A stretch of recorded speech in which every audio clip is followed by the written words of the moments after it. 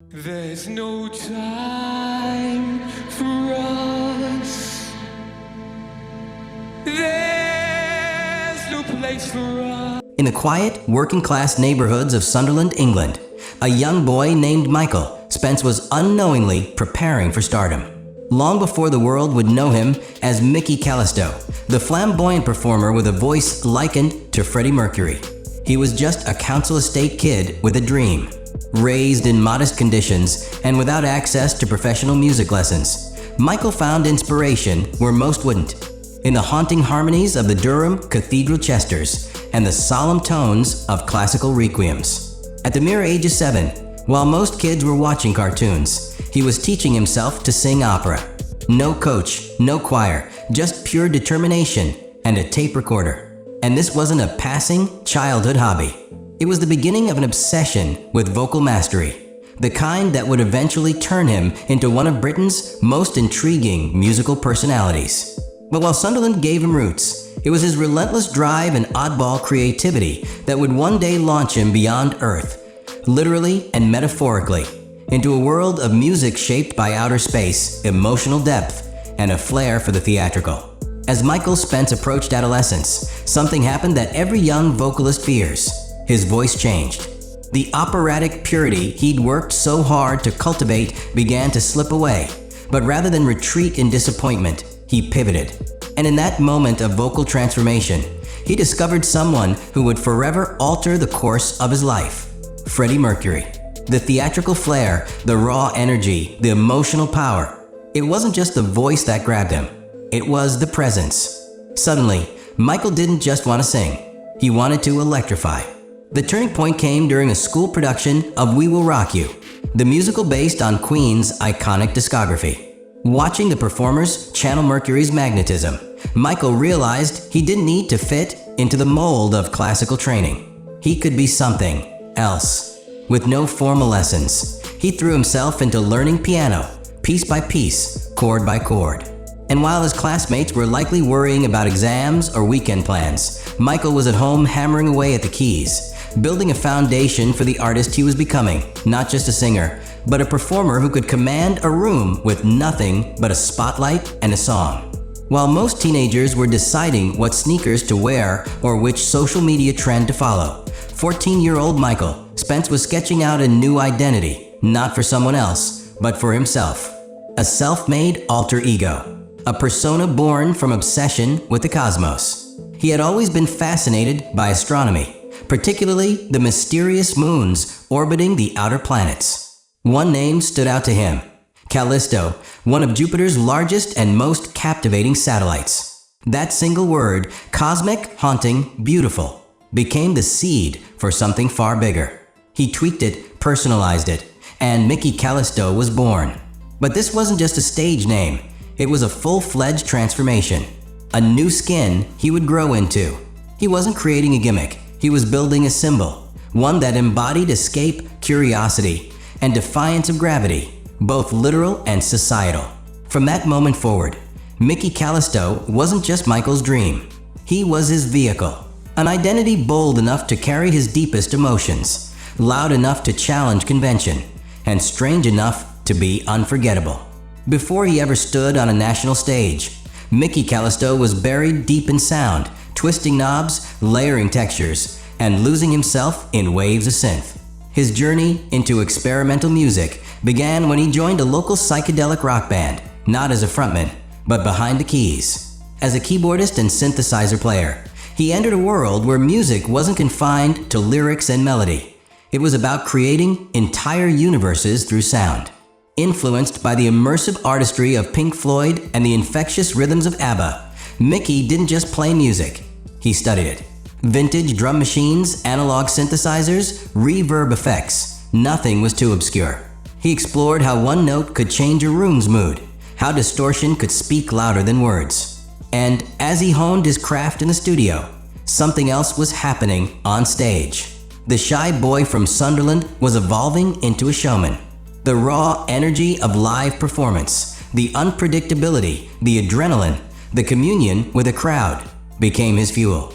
Whether performing in sweaty basements or low-lit underground clubs, Mickey treated every set like a sonic experiment. It was here, among blinking lights and echoing chords, that he began to shape the sound that would one day define him.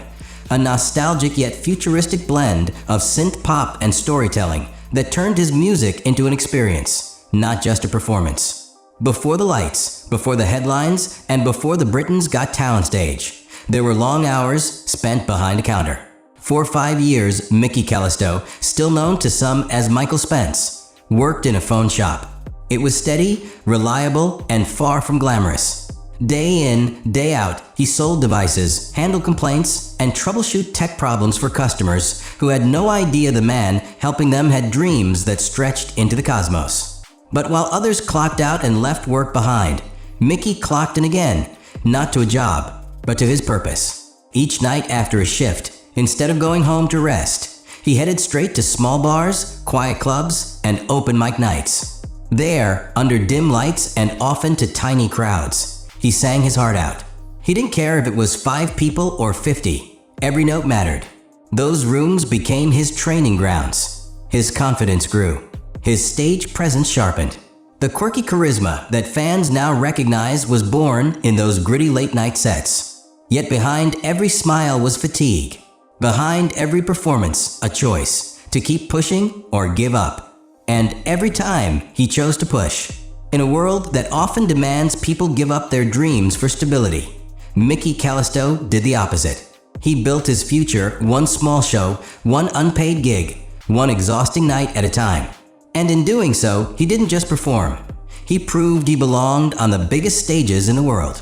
On the night Mickey Kalisto stepped onto the Britten's Got Talent stage, no one quite knew what to expect. Dressed with a flair that was half space age, half rock star, he gripped the mic and delivered a haunting rendition of Queen's Who Wants to Live Forever. It wasn't just a performance, it was an arrival. The audience sat stunned as his voice soared, rich with emotion, channeling the spirit of Freddy Mercury while still sounding uniquely his own. Alicia Dixon was the first to speak, her words capturing what everyone was thinking. I was like, is this Freddy Mercury or is this Mickey Kalisto? Simon Cowell followed up not with his usual critique, but with something rare, genuine admiration. People are going to like you, he said, and you've got a great personality as well. But not everyone was convinced. As the clip went viral, whispers began to spread across social media. Was it too good? Was he miming? Accusations surfaced. Skeptics questioned the authenticity. And yet, the backlash only made his supporters louder. Fans came to his defense, pointing out the emotional depth and vocal strain that no backing track could replicate. What was undeniable was this: Mickey Kalisto had just taken a giant leap from small clubs to the national spotlight, and whether praised or doubted, people were talking.